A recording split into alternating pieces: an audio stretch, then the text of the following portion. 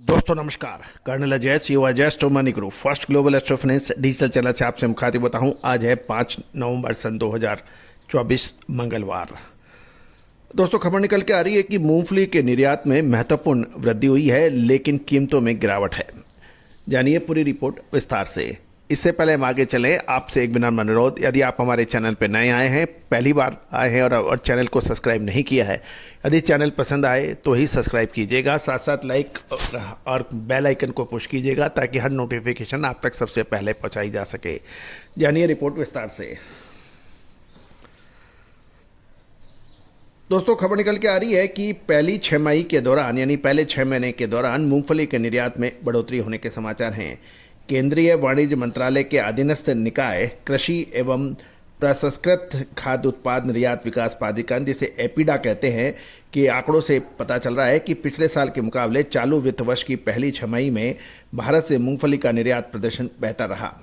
यदि आंकड़ों की बात माने तो अप्रैल से सितंबर 2024 की छमाही के दौरान देश में करीब 2.88 लाख टन मूंगफली का निर्यात हुआ, जो साल 2023 की अवधि के शिपमेंट 2.55 लाख टन से 33,000 टन अधिक है। लेकिन औसत इकाई निर्यात ऑफर मूल्य नीचे रहने से मूंगफली के निर्यात आय पिछले साल 34.6 करोड़ डॉलर से 50 लाख डॉलर या 1.4% गिरकर चालू वर्ष में 34.10 करोड़ डॉलर पर अटक गई है।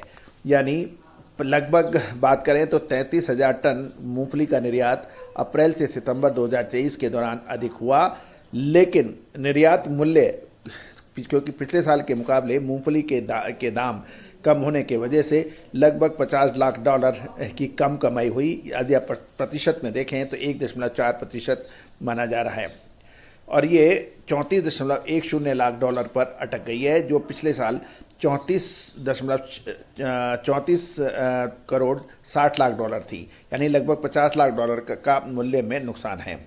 दूसरी ओर देखें, रबी की मूंगफली के सारे निर्यात प्रदर्शन में कुछ सुधार आने के समाचार मिल सकते हैं। अब अक्टूबर 2024 से खरीफ का माल मूंगफली का माल बाजारों में आने लगेगा, इसलिए दूसरी छमाही में निर्यात कुछ और बेहतर होने की संभावनाओं से इनकार नहीं किया जा सकता।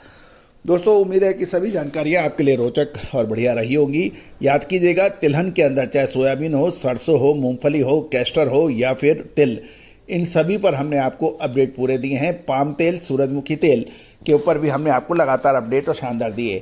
तेलों ने एक तरफा तेजी अगस्त, सितंबर और अक्टूबर महीने में दिखाई है। नवंबर के प्रथम सप्ताह के अंदर तेजी का तूफान खाद्य तेलों में देखा गया और सरसों और सोयाबीन तेल के साथ साथ पाम तेल ने भी जबरदस्त तेजी दिखाई। दोस्तों अब एक बड़ा प्रश्न ये है कि आगे तेजी बहुत ज़्यादा सुपर दुपर तेजी अभी होनी बाकी है या फिर ऊपरी स्तरों पर अब ऐसी मुनाफा वसूली आएगी कि सारा कमाई एक झटके में निकलेगी। तो दोस्तों खाद्य तेलों का व्यापार ऐसा ही है। जब अगस्त में चारों तरफ मंदी के बादल थे, कोई माल खरीदने की हिमाकत नहीं कर रहा था, उस वक्त हमने कहा था कि सितंबर अच्छा रहने की संभावना है और अक्टूबर भी ठीक रहेगा और नवंबर के प्रथम सप्ताह के आसपास एक बड़ी तेजी की उम्मीद बनेगी। नतीजा आपके सामने है दोस्तों। हर तेजी और मंदी का अग्रिम विश्लेषण हमने देने का प्रयास किया है, संकेत देने के प्रयास किए हैं, लेकिन हर चीज़ निःशुल्क देना संभव कभी भी नहीं होता है। तो दोस्तों आगामी नवंबर महीना बहुत महत्वपूर्ण रहने वाला है। क्या ये ऐसी तेजी और दिखाएगा कि लोग याद करेंगे या फिर अब तेजी आने के बाद इतनी बड़ी गिरावट होगी कि जो कमाया वो सब हाथ से निकलेगा। कहा जाता है कि कुछ लोग तेल व्यवसाय में कहते हैं कि मुनाफा नहीं हो रहा है। दोस्तों तरीका बदलना पड़ेगा।